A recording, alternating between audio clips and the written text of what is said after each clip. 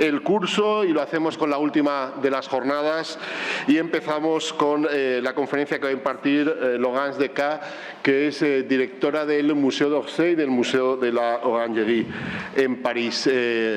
Laurence estudió Historia del Arte en la Universidad de París 4, la Sorbona, y en la École de Louvre. Es especialista en pintura de finales del siglo XIX y principios del siglo XX. Ha comisariado muy importantes exposiciones, por citar un par, la dedicada a Apollinaire o la dedicada a la pintura norteamericana de los años 30.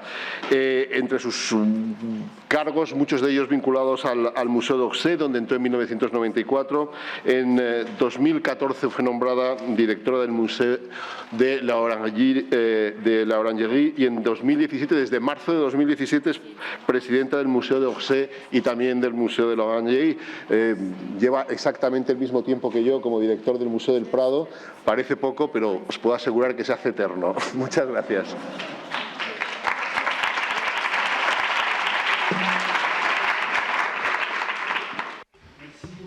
Muchas gracias por esta acogida. Me voy a expresar en francés, así que espero que funcionen bien las interpretaciones. Mi español es espantoso, con lo cual prefiero que no tengan ustedes un momento de tortura. Muchas gracias al Museo del Prado y a los amigos del Prado por esta invitación. Siempre es un inmenso placer estar aquí en Madrid, en particular en el Museo del Prado. Para mí, que me interesa un poco la pintura del siglo XIX, pues francamente es una peregrinación obligatoria para entender lo que les voy a explicar en torno al Museo de Orsay, es decir, un momento muy particular de la historia del arte en Europa, en Occidente, el nacimiento de la modernidad en la pintura, en torno a Manet en particular, y eso pasa por el Prado, por supuesto. Así que estamos en un territorio común, por así decir. Voy a intentar compartir con ustedes durante una hora más o menos lo que estamos haciendo en el Museo de Orsay y en el Museo de la Orangerie. Les voy a contar qué estamos haciendo actualmente, cuáles son nuestros proyectos, nuestras reflexiones actuales, con lo que pueden tener en común con todos los museos del mundo entero.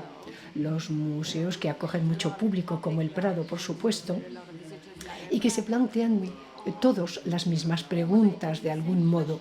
Y luego veremos lo que es específico de estos dos museos.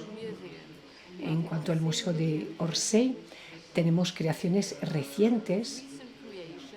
El Museo de Orsay tiene algo más de 30 años. Se abrió en diciembre del 86. Es uno de los grandes museos europeos, mundiales, más recientes. Puede parecer extraño, pero Orsay no ha existido siempre, es una creación más bien reciente en la historia de los museos. Así que vamos a volver sobre todos estos temas y sobre lo que puede ser también la dirección de estas grandes instituciones de hoy.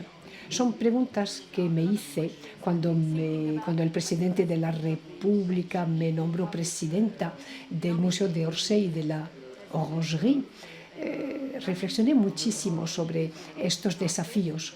Mi recorrido es el de una historiadora del arte, especialista en el siglo XIX. Empecé mi carrera en Orsay hace mucho tiempo, pero también tuve una experiencia muy importante en mi vida profesional y fue la dirección científica del proyecto del Louvre en Abu Dhabi durante 6 años. Y creo que no habría sido presidenta de Orsay y l'Orangerie si no hubiera pasado por Abu Dhabi. Así que son cosas que quizás podamos hablar durante el turno de preguntas, pero gracias a eso entendí los envites de los museos de hoy y de mañana, el desafío de la relación con el público en particular, y esta es una cuestión fundamental para todos los directores de museos en el mundo entero. Entonces empezaré con algunas evidencias, si me lo permiten, para presentar la situación. Hay 2 museos y un solo establecimiento, como decimos administrativamente en Francia.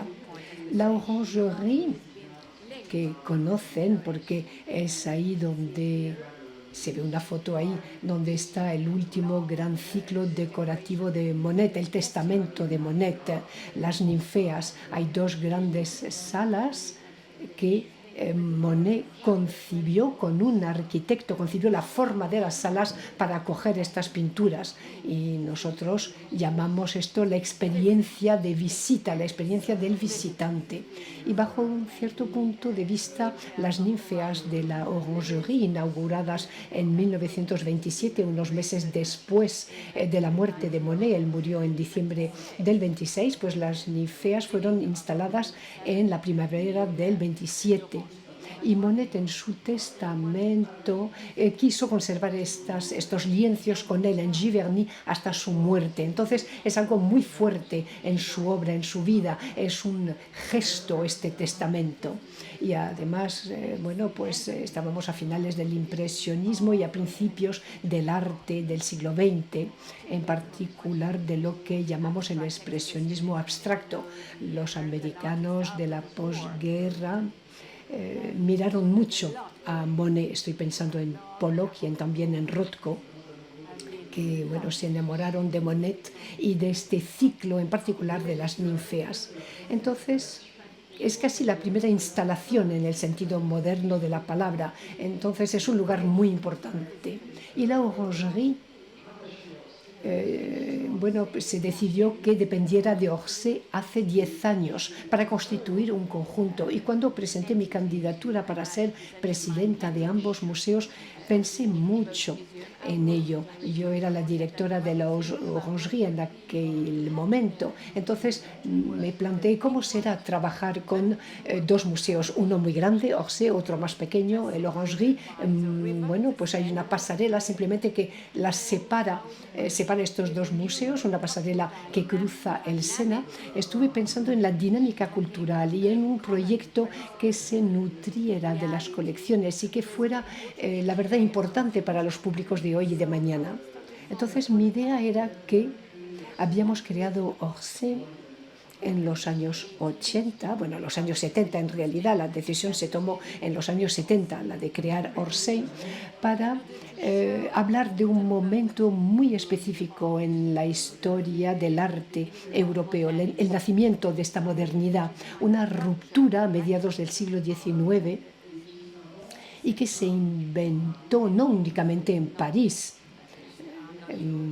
Tranquilícense, no soy chauvinista hasta este punto, pero se inventó, eso sí, mucho en París y bajo la pluma, en primer lugar, de un crítico y de un inmenso poeta que es Charles Baudelaire, que publicó en 1863 un ensayo capital que se llama El pintor de la vida moderna.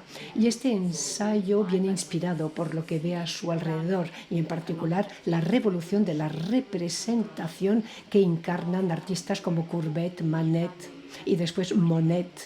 Todo el impresionismo que está a punto de nacer en 1863.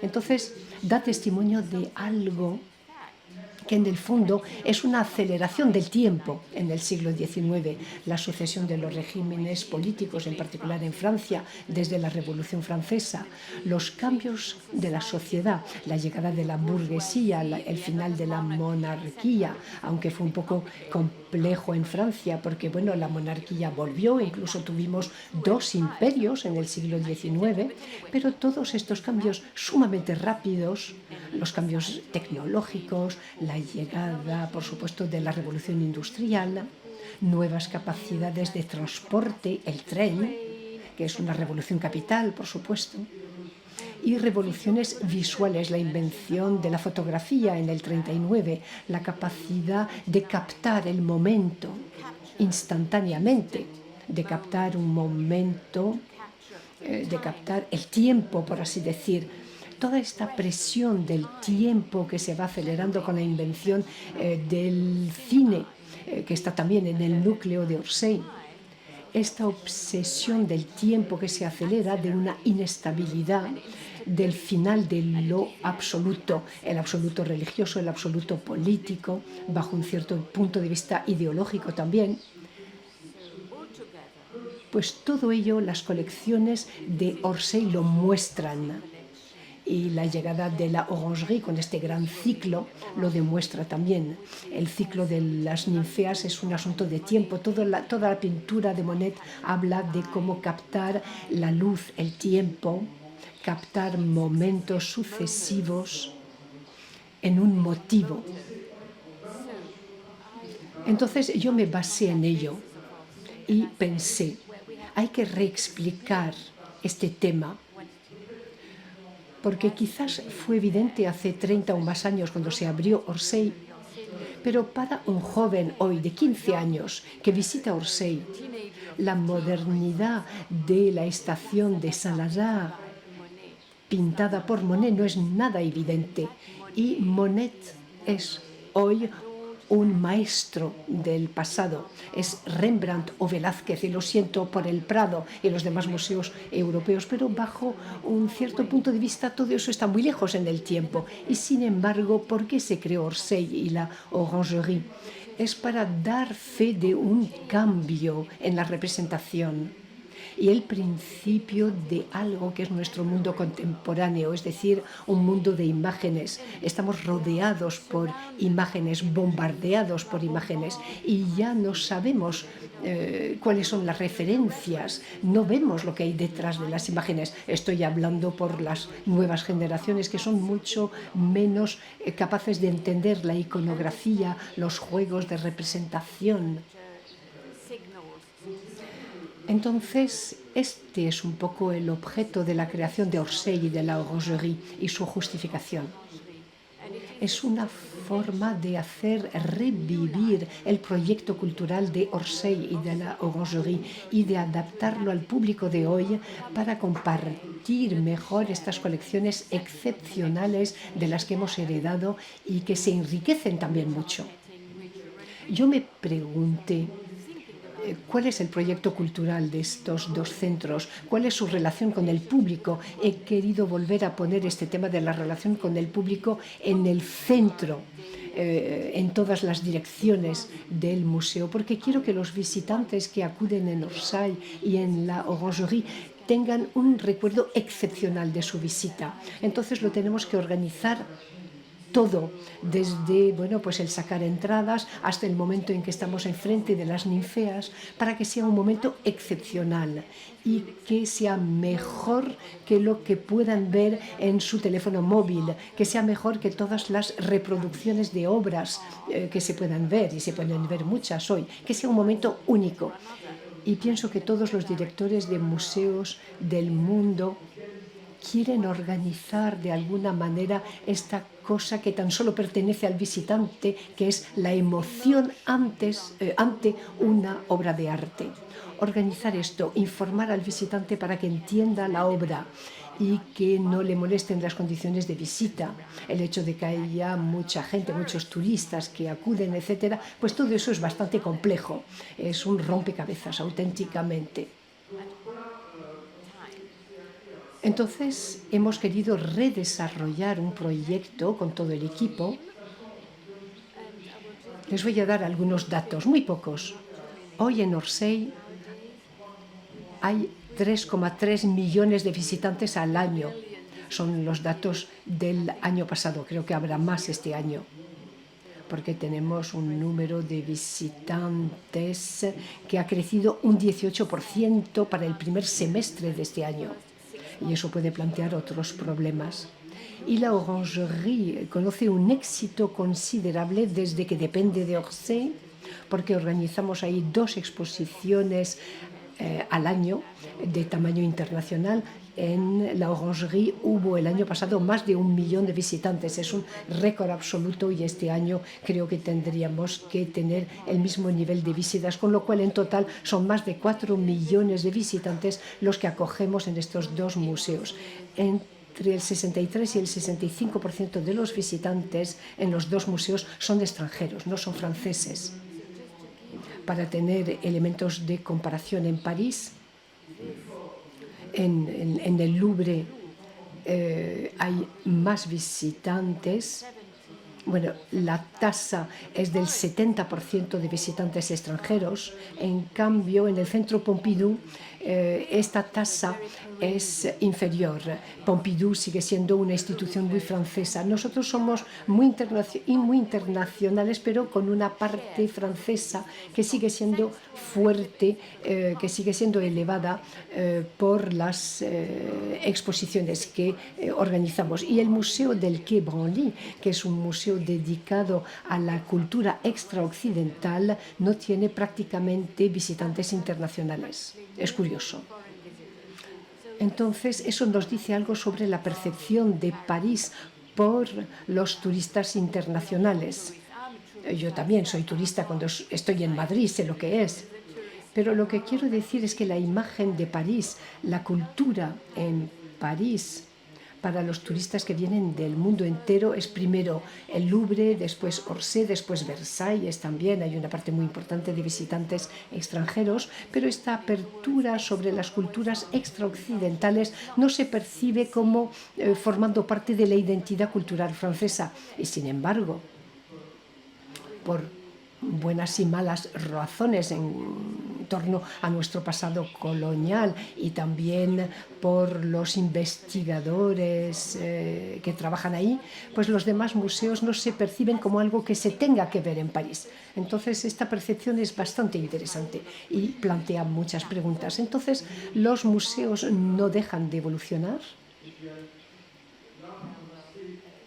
y aquí empezaré con una realidad. El primer servicio, la primera mediación cultural que se ofrece a un visitante es la forma en que se presentan las colecciones, en cómo se muestran. Y esto es una preocupación muy grande, diaria, en los museos. Acabamos de reorganizar la presentación de la Galería Impresionista, que está bajo la luz del cielo de París. Ven esta imagen con el desayuno en la hierba de Manet. Hemos cambiado el color, hemos cambiado la iluminación, hemos cambiado todo el discurso sobre la historia del impresionismo para que sea más fluido, más comprensible para los visitantes, para explicar lo que es esta revolución visual del impresionismo. Hemos comentado las obras sistemáticamente, hay carteles de comentarios. Eso es un pequeño gesto para un museo, pero es una revolución en Orsay, porque en Orsay no comentábamos las obras, simplemente teníamos que adorar este almuerzo en la hierba, pero no podíamos explicar. Es un cuadro muy complejo de explicar. Entonces hemos empezado con la Galería Impresionista y ahora estamos en obras y ven dos imágenes de los proyectos que están siendo realizados para las galerías postimpresionistas, y a partir del 10 de septiembre 2019 presentaremos de una forma nueva Gauguin, Lautrec, El Gato Negro, que era un cabaret muy importante de París, y este Chat Noir, El Gato Negro, bueno, pues hablará del nacimiento del cine, que se volverá a integrar en las colecciones permanentes de Orsay. Habrá 3 puntos de presencia del cine en la presentación permanente de Orsay. Para mí es muy importante porque precisamente tenemos grandes colecciones de fotografías, que la fotografía vuelve en una presentación permanente, porque este tema del nacimiento de la imagen y del diálogo que tiene con la pintura es algo capital y hace que la visita de Orsay sea mucho más rica para los visitantes de hoy. Entonces estamos trabajando mucho sobre estas nuevas presentaciones. Vamos a hacerlo también en la Orangerie. Habrá grandes obras que van a empezar en septiembre en la Orangerie para transformar las salas, y vamos a reabrir en marzo 2020 con una presentación totalmente nueva de la colección de la Orangerie. No las ninfeas, por supuesto, que no se van a mover, pero la colección Walter Guillaume en particular, reintroduciendo las artes africanas, porque Paul Guillaume, tenemos parte de su colección en la Orangerie, fue gracias a su amistad con Apollinaire, fue un gran mercante de arte moderno, de Matisse, de Quirico y también de arte africano. Mezcló estas dos cosas, y creo que es importante hoy porque nos hacemos muchas preguntas sobre el tema colonial y postcolonial en torno a la presencia de artes extraoccidentales en las colecciones en Europa. Pues hay que volver a fijar el contexto de este arte, explicar que una parte del arte moderno se jugó en esta apertura de la mirada y de las formas hacia otras referencias que el arte occidental. Entonces, en la Orangerie vamos a volver a hablar de todo ello. Entonces, estas nuevas presentaciones son muy importantes y esto está muy relacionado con el tema del enriquecimiento de las colecciones. Las colecciones de Orsay se han multiplicado por 2 desde su apertura en el 86. En el 86 Orsay heredó, bueno, Orsay pertenece al Estado, es un museo de Estado. Son colecciones que pertenecen a todos los franceses. Una parte venía del Louvre. Los grandes Courbet, por ejemplo, fueron transferidos del Louvre a Orsay. Hay una separación, hay una lista de artistas entre el Louvre y Orsay, con los que se quedan en el Louvre, los que van a Orsay. En mi despacho tengo la primera lista original escrita por Michel Laclau, que dirigía el Louvre en aquella época. Y en esta lista se trabajaba en los nombres de los artistas que iban a ser permutados a Orsay. Heredamos también de la colección de Camondo en particular, y luego hubo muchos departamentos que se crearon en las colecciones de fotografías de Orsay, 45.000 fotografías. Es una de las colecciones más bonitas del siglo XIX que se creó para el Museo de Orsay. La colección de artes decorativas también son compras hechas por Orsay a partir de los años 80. Y luego, y eso es una preocupación constante de todos los directores de museos en el mundo, intentar enriquecer, completar. A veces es un juego muy cruel porque tenemos recursos limitados. Nuestro principal recurso para adquirir son las entradas. El 16% de las entradas se dedica a la adquisición de obras de arte, con lo cual tenemos 3,5 millones o 4 millones al año para comprar obras. Es un importe ridículo comparado con el mercado del arte en particular de la segunda mitad del siglo XIX o de principios del siglo XX. No se puede comprar un gran cuadro impresionista con 4 millones de euros hoy en día. Entonces hay otros recursos para enriquecer las colecciones. Acabamos de comprar, gracias a AXA, que apoya también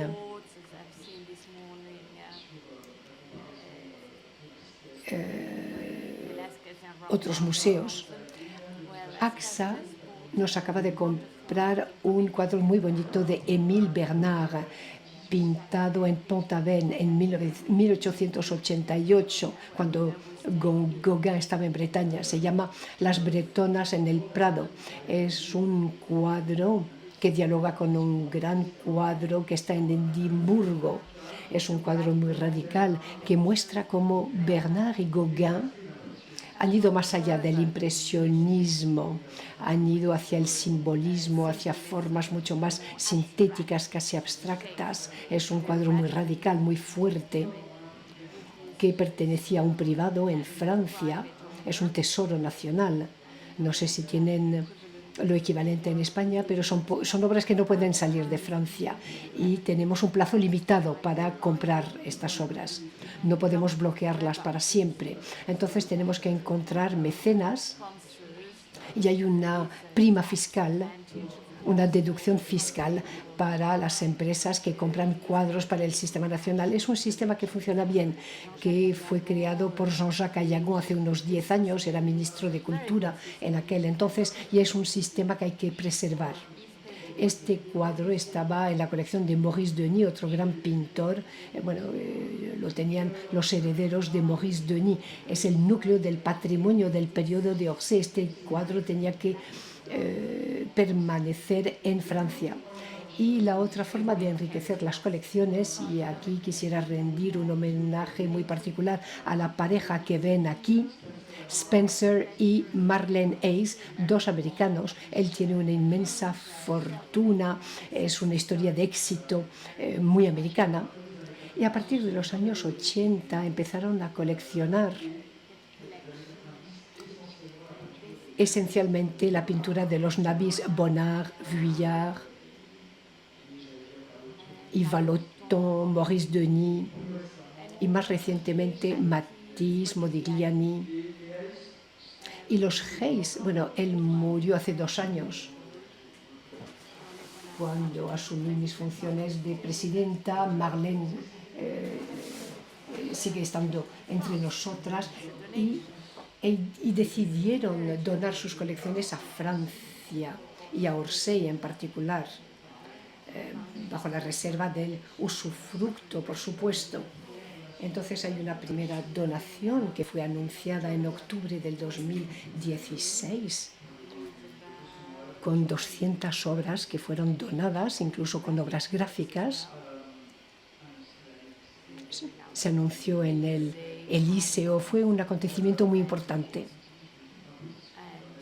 Y bueno, vamos a anunciar en unos días una nueva etapa de la donación Hayes, ya que Marlene sigue con este gesto de generosidad de Spencer. Estos son encuentros excepcionales en la vida de un museo. La llegada de la colección Hayes reequilibra Orsay.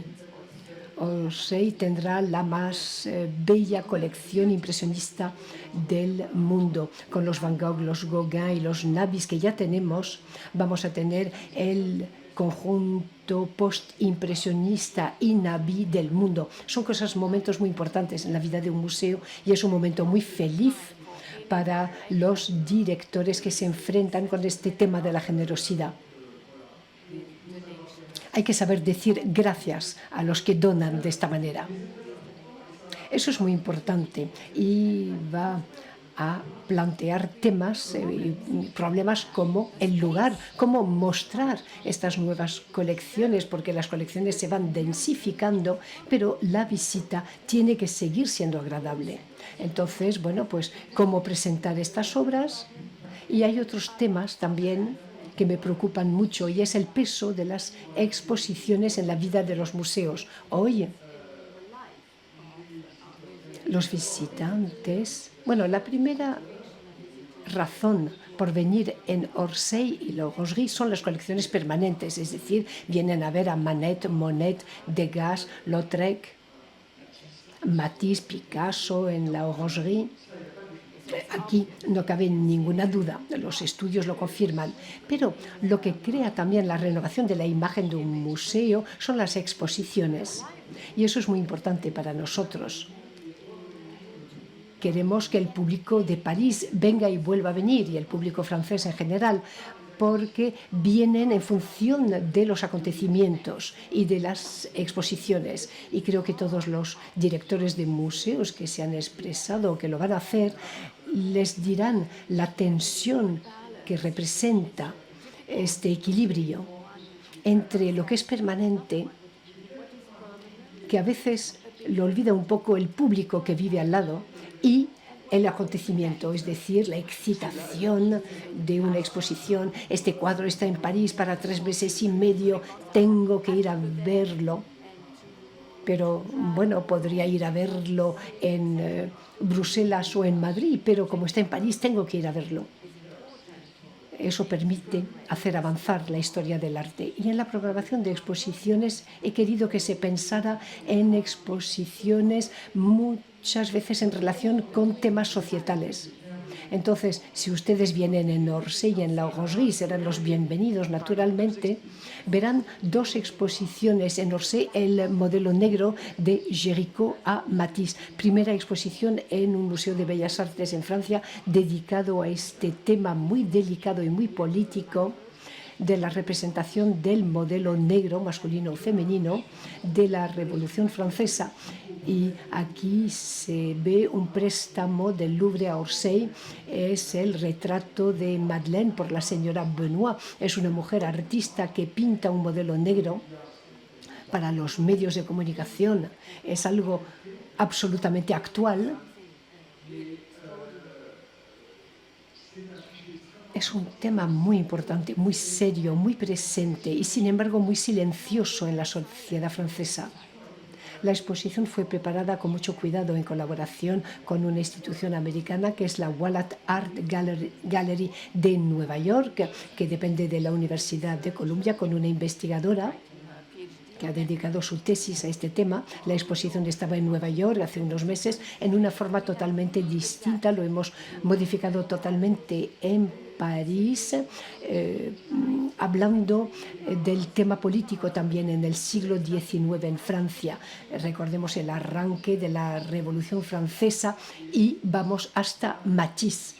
Uno de los envites de la exposición es encontrar la identidad de los modelos negros que posaron para estos artistas, que son actores también de la modernidad, y cómo los artistas modernos, los que estaban en ruptura con las convenciones de representación, se interesaron por la alteridad, por la diferencia, y de alguna manera se comprometieron políticamente también. Es el caso de Géricault, por ejemplo, la gran obra de Géricault, la presencia de la pirámide humana, es un símbolo de la libertad. Se pintó cuando se abolió la esclavitud en Francia. Es un cuadro muy militante. Olimpia de Manet también se ve de otra manera. No se mira el cuerpo, sino la sirviente negra que se llamaba Laura. Hemos vuelto a encontrar su identidad. Entonces, es una forma de cambiar un poco el paradigma y procurar que las grandes obras de la pintura francesa del siglo XIX se perciban de otra manera y conectar esta mirada con temas de actualidad.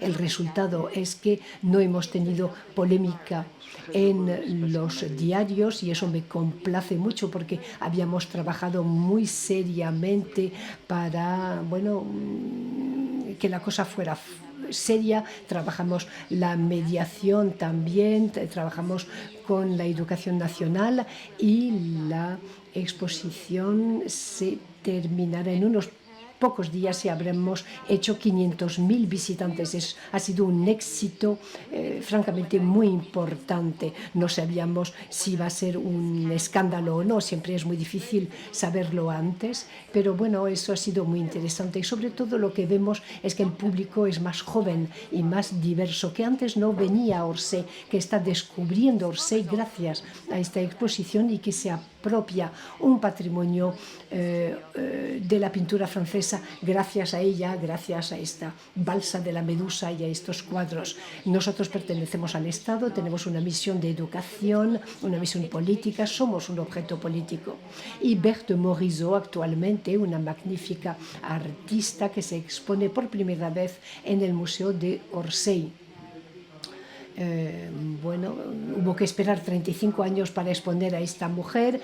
Quizás también, habrá que esperar a que hay una mujer como presidenta del Museo de Orsay, una comisaria también que es mujer, y todo eso suscita preguntas sobre el lugar de la mujer en la historia del arte, de las instituciones, de las colecciones también. Todos estos temas son también muy actuales. Hemos querido suscitar también la actualidad, hemos querido reabrir estos museos a los artistas que todavía viven. No somos el Centro Pompidou, pero un museo que no acoja a artistas, para mí es un museo muerto.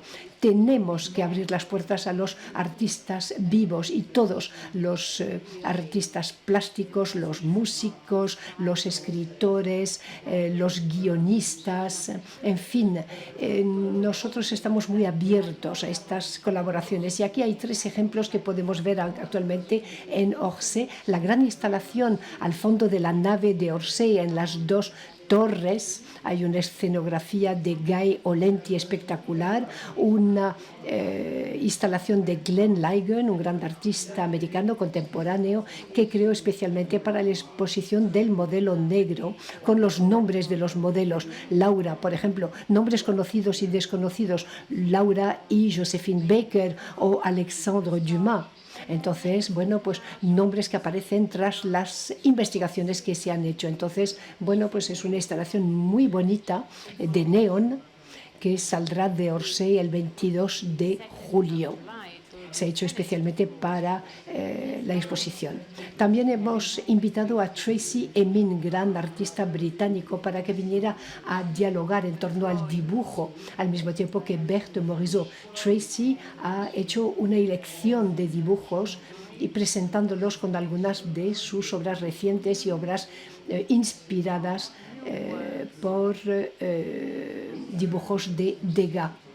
Es muy interesante trabajar con un artista para el equipo de conservadores también, porque es muy estimulante. La mirada de un artista siempre es muy distinta de la de un historiador de arte y es fantástico, porque desde un cierto punto de vista son nuestros embajadores también con el público más joven, tienen una forma de percibir la institución que es muy excitante.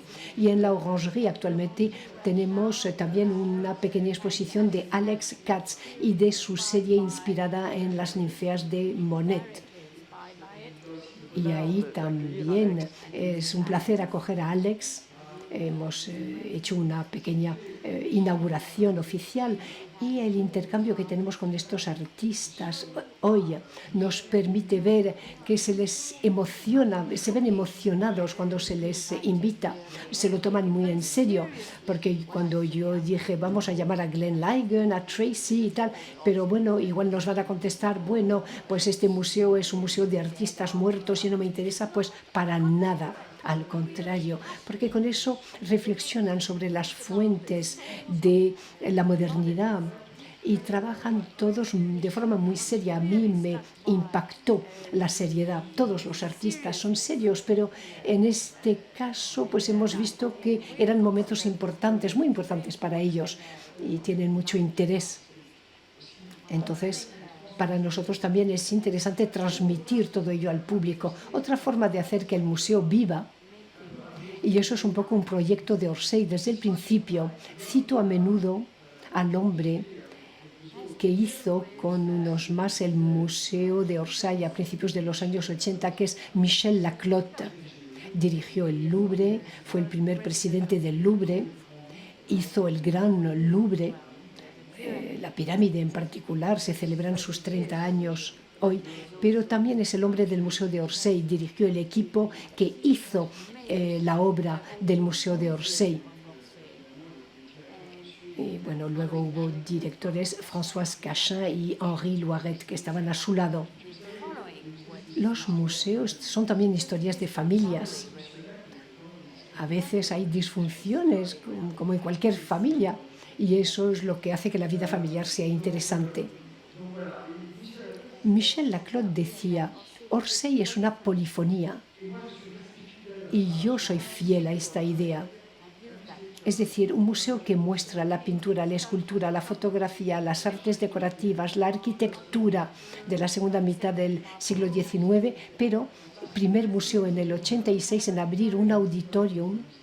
Un auditorium en un museo era una revolución en el 86. ¿Por qué un auditorio con una acústica muy interesante para la música, para poder programar música de la segunda mitad del siglo XIX en Orsay, para que la gente viera cómo Debussy, Wagner tienen relación con las revoluciones plásticas de la época, para poder dar clases, conferencias, hacer un poco de teatro, para poder leer la poesía, por ejemplo? Eso es algo tan importante en su relación con la pintura y la música, y para poder abrirse al espectáculo vivo. Yo he ido un poco más lejos.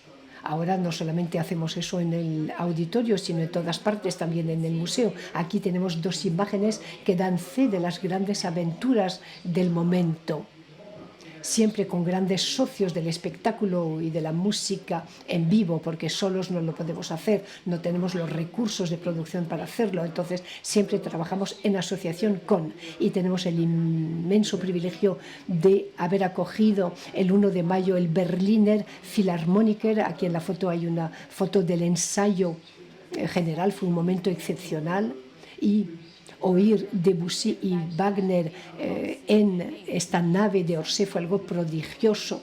Vamos seguramente a repetir la experiencia. Y luego un espectáculo imaginado en torno a la exposición Picasso azul y rosa, con el teatro del Châtelet. Se llamaba Picasso Circus. Hay dos acróbatas capilotractados, están, bueno, colgados del pelo. Bueno, dicen que no duele, pero en fin, hay que creérselo. Entonces había un ballet delante del gran reloj de Orsay y del otro lado había la compañía de Elisabeth Streep con acróbatas en las dos torres. Fue algo también absolutamente extraordinario. Fueron momentos mágicos, fueron momentos de hacer vivir el museo, y eso atrae otro público que descubre Orsay, que va a ver la exposición. Por supuesto, aquella noche la exposición de Picasso estaba abierta y era una forma de pasar una velada muy distinta. La gente podía venir con sus hijos a ver el espectáculo. Entonces es muy importante y estamos desarrollando mucho esta programación cultural con grandes acontecimientos. Ahora les voy a enseñar las exposiciones venideras en Orsay y pasamos de cosas muy especiales. Por ejemplo, Huysmans, que es un escritor y crítico de arte de la segunda mitad del siglo XIX, que escribió cosas apasionantes sobre Degas. Es una exposición de especialistas, y la escenografía la hará Francesco Reggioli. Está trabajando en ello, se interesa por el tema literario decadente. Yo creo que va a ser un momento muy excitante que atraerá a especialistas de Huysmans.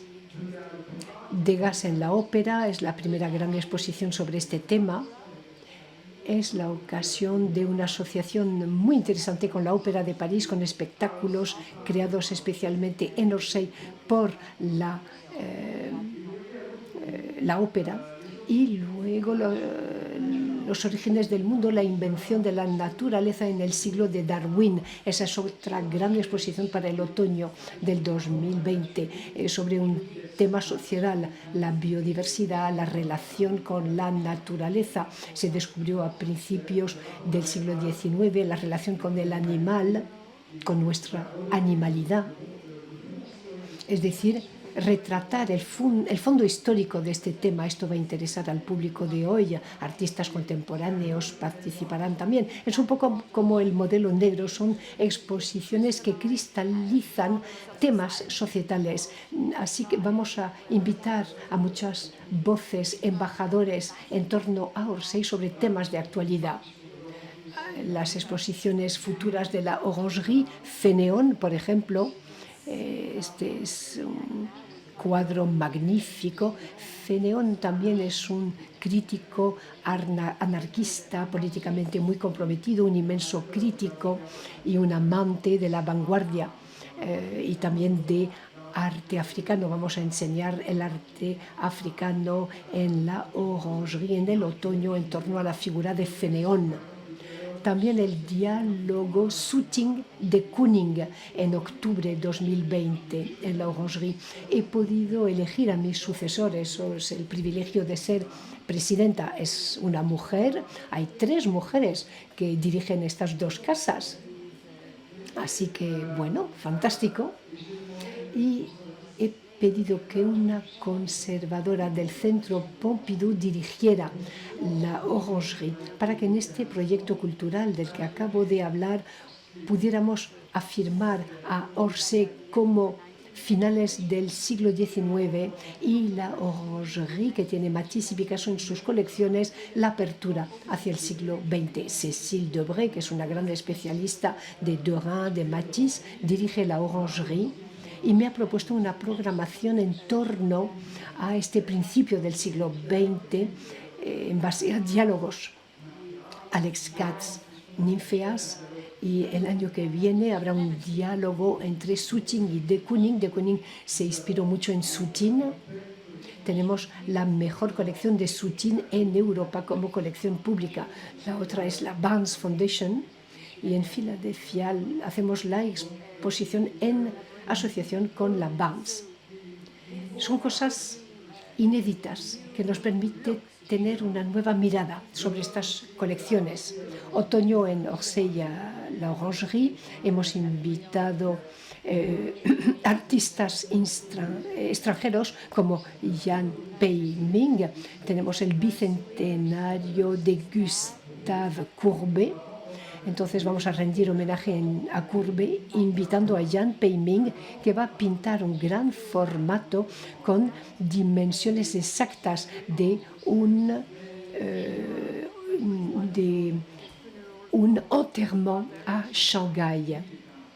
Ming es un pintor apasionado por Courbet. Entonces, a partir de finales de septiembre, vamos a presentar este gran formato en otra sala, no al lado de Courbet, pero será una forma de hacer vivir la herencia de Courbet. Luego, Christodoulos Paniaghiou también va a hacer una performance que se llama Dying on Stage. Se inspira en imágenes de Rodolphe Nureyev cuando era director de la Ópera de París y dirigía los últimos ensayos, estaba muriéndose, de la Bayadère. Hay imágenes fantásticas de Nureyev sentado en la escena de la ópera y que, bueno, son las últimas semanas de su vida, y Christodoulos, que es un artista joven, brillante, imagina pues una presentación en torno a la escena y a la muerte en escena. Y también hemos invitado a Tosani. En cuanto a Degas en la ópera, habrá un concierto en la nave de Orsay de la Ópera Nacional de París bajo la dirección de Philippe Jordan. Entonces, de nuevo, habrá una ópera sinfónica en la nave de Orsay en diciembre y vamos a tener otros conciertos sinfónicos en la nave. Acabamos de firmar también una asociación con la Abadía de Royaumont, que es un centro muy importante de formación de músicos y cantantes. Habrá una academia en torno al lied, al canto del siglo XIX. El piano y la poesía están relacionados.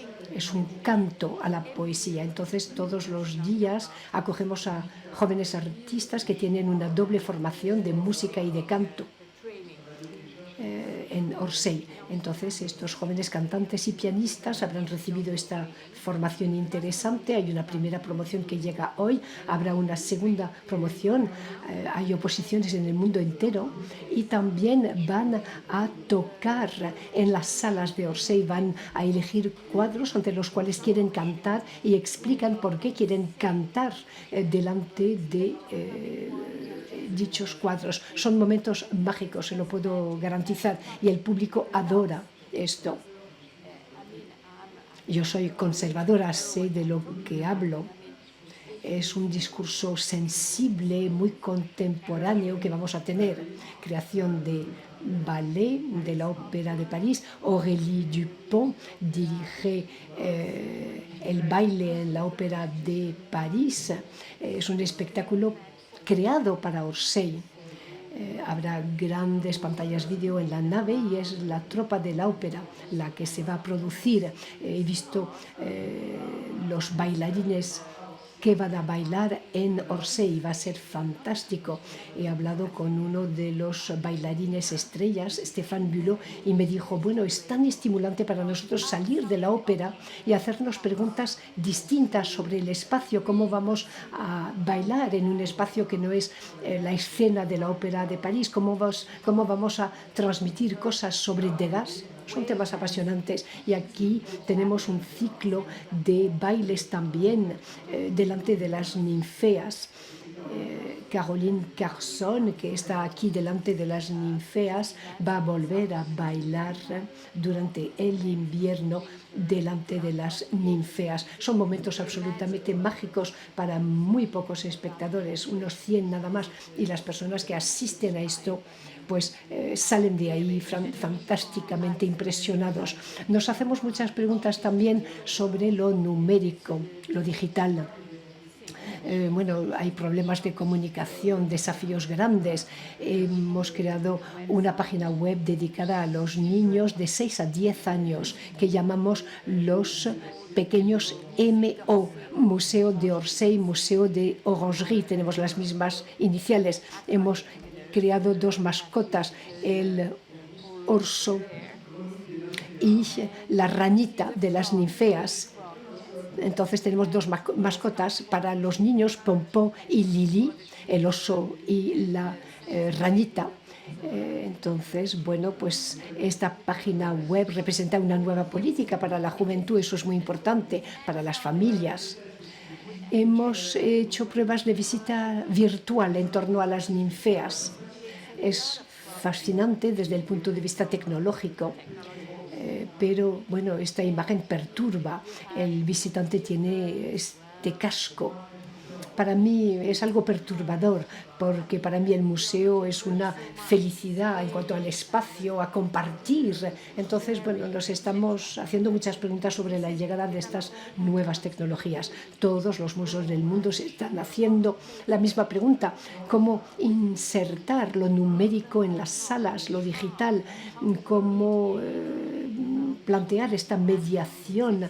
Cada vez tendremos teléfonos móviles cada vez más sofisticados. Seguramente uno coge el móvil, lo coloca delante de un cuadro y le llegan muchas informaciones. Estamos desarrollando cosas así para deshacernos de estos cascos habituales. Son temas muy estimulantes. Yo acabo de crear una dirección de lo digital. Teníamos mucho retraso en la orangerie.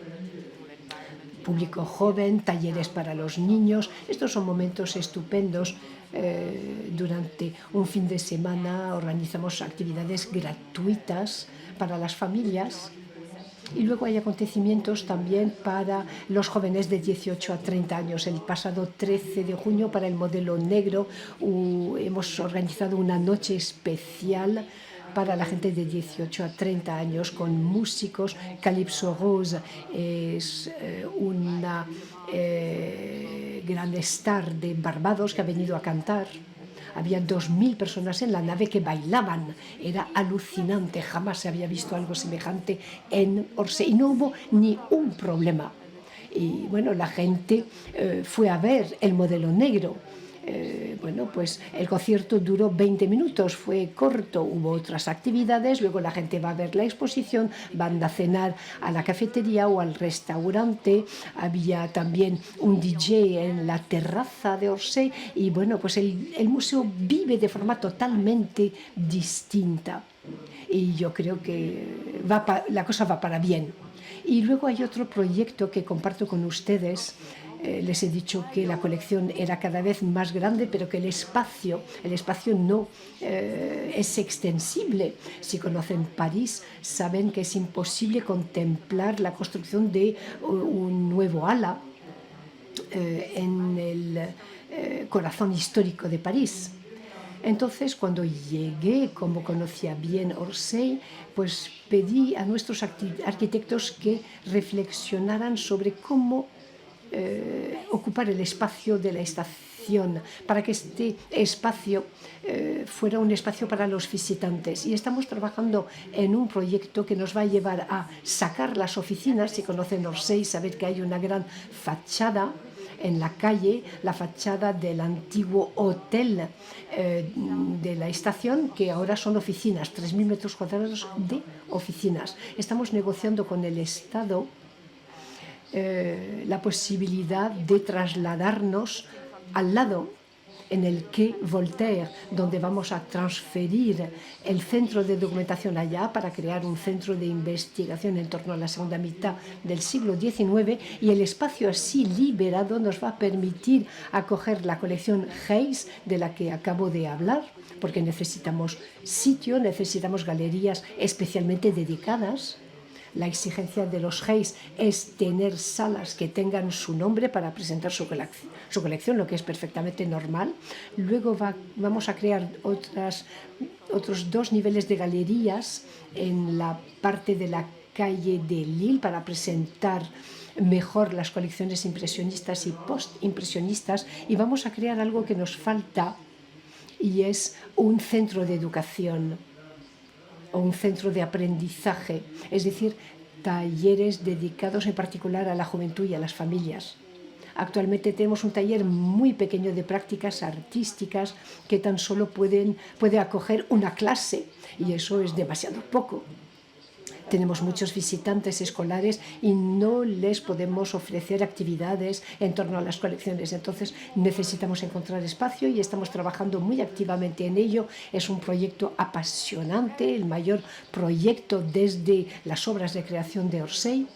Y lo que es interesante es que el Estado francés, bueno, tiene problemas de dinero actualmente. Entonces, bueno, pues nos alienta a ir a buscar dinero privado para llevar a bien este proyecto. Entonces estamos contemplando este proyecto buscando fondos fuera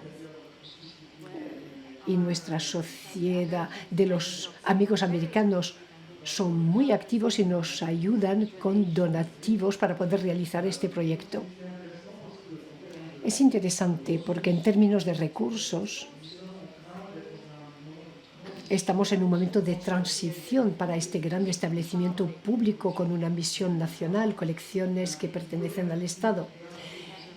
Y eso también pasa por una modernidad de gestión. Entonces, otras fuentes de dinero van a llegar, con lo cual no vamos a depender solamente de la venta de entradas y de los recursos del Estado. Para los amigos americanos eventualmente presentes, pues pienso que para ellos eso atrae preguntas. Tenemos que mantener la misión pública, la misión nacional. Yo soy funcionaria. El presidente de la República me eligió. Dependo del ministro de Cultura.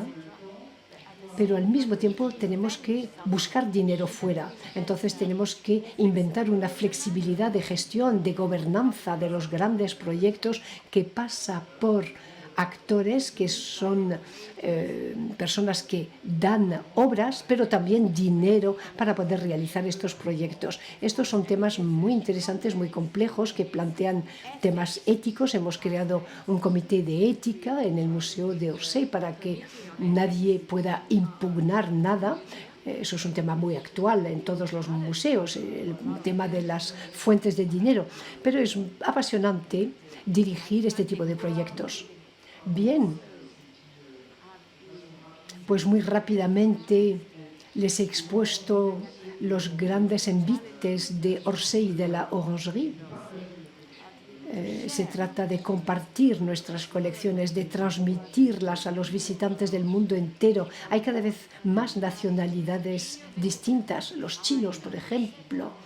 Un visitante chino no visita el Museo de Orsay como un visitante americano. No tiene las mismas necesidades a nivel de mediación, no tiene las mismas necesidades tampoco a nivel de tiempo de visita. Tenemos que pensar en todo ello para que cada cual se encuentre un poco en su casa en Orsay o en la Orangerie. Esta es nuestra obsesión.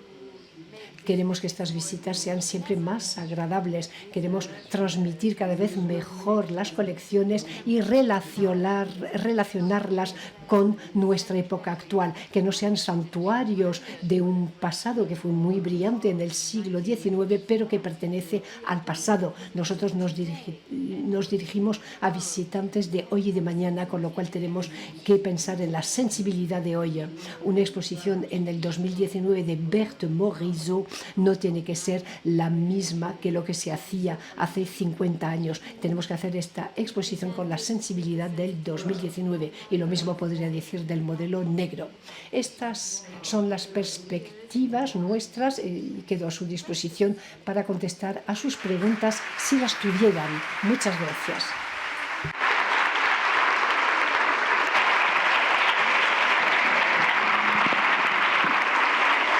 Muchas gracias.